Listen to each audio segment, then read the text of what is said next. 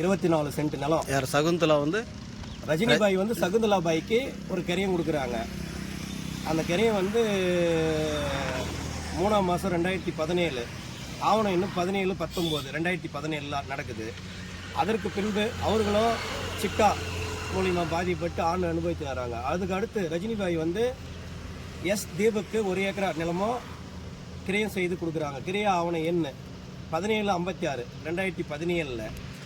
அதுக்கடுத்து தீபக்கு ஆரோக்கியதாஸுக்கு ஒரு கடை வாங்குறாங்க உடன்படிக்கை. அதுக்கடுத்து 50/38 ஆவணம் எண் 2019 படி விற்பனை கிரைய ஆவணம் சகுந்தலா பாய் வந்து சத்யராஜுக்கு கொடுக்குறாங்க. சத்யராஜுக்கு கொடுத்து அதன் பிறகு அவருடைய அடிப்படையில் வந்து சொந்த சோதனத்தில் இருந்து பட்டா சிட்டா ஆப்பதியோட ரெவன்யூ கணக்கில் பயிர் மாற்றம் செய்து விவசாயம் பண்ணிட்டு வராங்க. அதுக்கடுத்து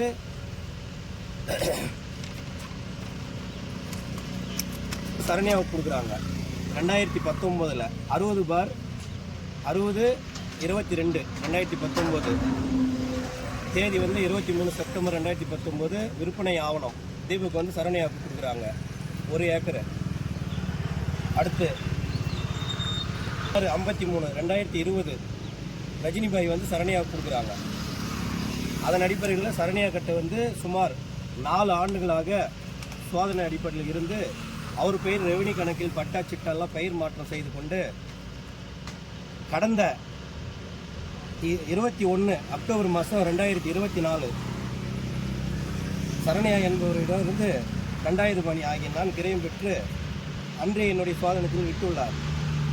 அதன் அடிப்படையில் என்னுடைய பெயரில் பட்டா சிட்டா ஆப்பதியோட ரெவன்யூ கணக்கில் பயிர் மாற்றம் செய்து என்னுடைய நிலத்தை விவசாயம் பயிர் செய்வதற்காக அந்த நிலத்தில் நான் ஏர் ஓட்டி சுத்தம் செய்து கொண்டிருந்த போது அங்கு யாரோ பெயர் தெரியாத நபர்கள் கிருஷ்ணமூர்த்தி என்பவர் சுமார் 20க்கும் மேற்பட்ட நபர்களை அழைத்து வந்து ஏன்னா தேவடியா போய் அவங்க அம்மாவில் வாப்போம் உன்னை வெட்டி விடுவாங்க, இனிமேல் இந்த நிலத்தில் உன்னை பார்த்தனா கை காலெல்லாம் துண்டுவாக வெட்டி விடுவேன் பலமிற்கு விடுத்ததும் இல்லாமல் அங்கிருந்து வந்து கிராம காவல் நிலையத்தில் என் மீது பொய்யான ஒரு புகாரை பதிவு செய்ததும் இல்லாமல் ஊடகங்களில் தவறான செய்தியை போலி ஆவணங்கள் என்றும் போலி ஆவணம் ஒரே ஒரு சொத்தை வந்து 10 பேருக்கு ரிஜிஸ்டர் பண்ணி கொடுத்துருக்கிறாரு அந்த மாதிரி போலியான செய்தியை பரப்பி என் மேலே வந்து நெற்பே இருக்கும், என் மேலே இருக்கிற ஒரு இதுக்கு வந்து கலகம் ஏற்படுத்தி இருக்கிறாங்க. மேற்படி இதனால் எனக்கு வந்து மிகுந்த மன உளைச்சல் இருக்குது. அந்த நிலத்தான போகிறதுக்கு எனக்கு உயிருக்கு பாதுகாப்பும் இல்லை. ஆகையால் சட்டத்தை நிலைநாட்ட முடியும். கிருஷ்ணமூர்த்தியை மற்றும் அவருடைய அடியாட்கள் குண்டர்கள் அனைவரும் மீதும் தகுந்த குற்ற நடவடிக்கையும் இது போல் யூடியூப் சேனலில் என் மேலே வந்து தவறா இனிமேல் வந்து இந்த மாதிரிலாம் பொய்யான தகவலை பரப்புறவங்க மீதும் நான் கண்டிப்பாக நடவடிக்கை எடுப்பேன்.